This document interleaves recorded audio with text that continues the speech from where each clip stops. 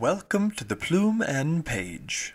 Today's story is Sense and Sensibility by Jane Austen.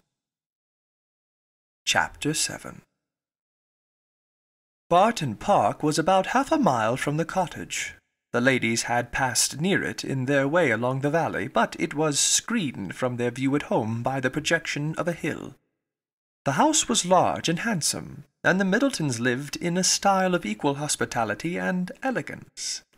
The former was for Sir John's gratification, the latter for that of his lady.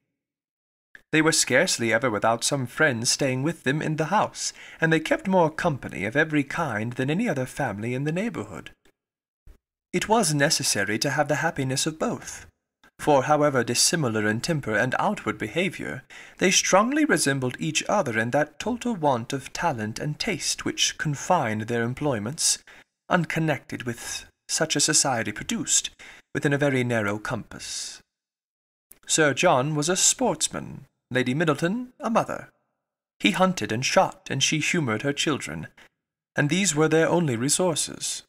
Lady Middleton had the advantage of being able to spoil her children all the year round, while Sir John's independent employments were in existence only half the time. Continual engagements at home and abroad, however, supplied all the deficiencies of nature and education, supported the good spirits of Sir John, and gave exercise to the good breeding of his wife. Lady Middleton piqued herself upon the elegance of her table, and of all her domestic arrangements, and from this kind of vanity was her greatest enjoyment in any of their parties. But Sir John's satisfaction in society was much more real.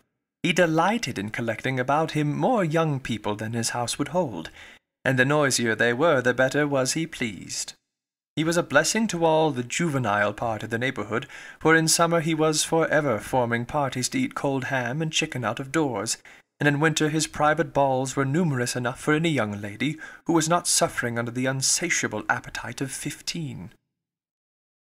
The arrival of a new family in the country was always a matter of joy to him, and in every point of view he was charmed with the inhabitants he had now procured for his cottage at Barton. The Miss Dashwoods were young, pretty, and unaffected. It was enough to secure his good opinion, for to be unaffected was all that a pretty girl could want to make her mind as captivating as her person. The friendliness of his disposition made him happy in accommodating those whose situation might be considered in comparison with the past as unfortunate. In showing kindness to his cousins, therefore, he had the real satisfaction of a good heart, and in settling a family of females only in his cottage, he had all the satisfaction of a sportsman, for a sportsman, though he esteems only those of his sex who are sportsmen likewise, is not often desirous of encouraging their taste by admitting them to a residence within his own manor. Miss Dashwood and her daughters were met at the door of the house by Sir John, who welcomed them to Barton Park with unaffected sincerity, and as he attended them to the drawing-room repeated to the young ladies the concern which the same subject had drawn from him the day before, at being unable to get any smart young men to meet them. They would see, he said, only one gentleman there besides himself, a particular friend who was staying at the park, but who was neither very young nor very gay. He hoped they would all excuse the smallness of the party, and could assure them it should never happen again. He had been to several families that morning in hopes of procuring some addition to their number, but it was moonlight and everybody was full of engagements. Luckily, Lady Middleton's mother had arrived at Barton within the last hour, and as she was a very cheerful, agreeable woman, he hoped the young ladies would not find it so very dull as they might imagine. The young ladies, as well as their mother, were perfectly satisfied with having two entire strangers of the party, and wished for no more. Miss Jennings, Lady Middleton's mother, was a good-humoured, merry, fat, elderly woman, who talked a great deal, seemed very happy, and rather vulgar. She was full of jokes and laughter, and before dinner was over had said many witty things on the subject of lovers and husbands, hoped they had not left their hearts behind them in Sussex, and pretended to see them blush whether they did or not. Marianne was vexed at it for her sister's sake, and turned her eyes towards Elinor to see how she bore these attacks, with an earnestness which gave Elinor far more pain than could arise from such commonplace raillery as Miss Jennings.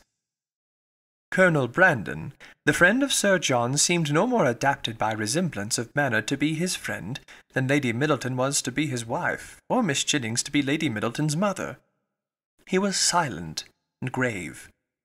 His appearance, however, was not unpleasing, in spite of his being, in the opinion of Marianne and Margaret, an absolute old bachelor, for he was on the wrong side of 35. But though his face was not handsome, his countenance was sensible, and his address was particularly gentlemanlike. There was nothing in any of the party which could recommend them as companions to the Dashwoods, but the cold insipidity of Lady Middleton was so particularly repulsive, that in comparison of it, the gravity of Colonel Brandon, and even the boisterous mirth of Sir John and his mother-in-law, was interesting. Lady Middleton seemed to be roused to enjoyment only by the entrance of her 4 noisy children after dinner, who pulled her about, tore her clothes, and put an end to every kind of discourse except what related to themselves. In the evening, as Marianne was discovered to be musical, she was invited to play. The instrument was unlocked, everybody prepared to be charmed, and Marianne, who sang very well, at their present request went through the chief of the songs which Lady Middleton had brought into the family on her marriage, and which perhaps had lain ever since in the same position on the pianoforte, for her ladyship had celebrated that event by giving up music, although by her mother's account she had played extremely well, and by her own was very fond of it. Marianne's performance was highly applauded. Sir John was loud in his admiration at the end of every song, and loud in his conversation with the others while every song lasted. Lady Middleton frequently called him to order, wondered how anyone's attention could be diverted from music for a moment, and asked Marianne to sing a particular song which Marianne had just finished. Colonel Brandon alone, of all the party, heard her without being in raptures. He paid her only the compliment of attention, and she felt a respect for him on the occasion which the others had reasonably forfeited by their shameless want of taste.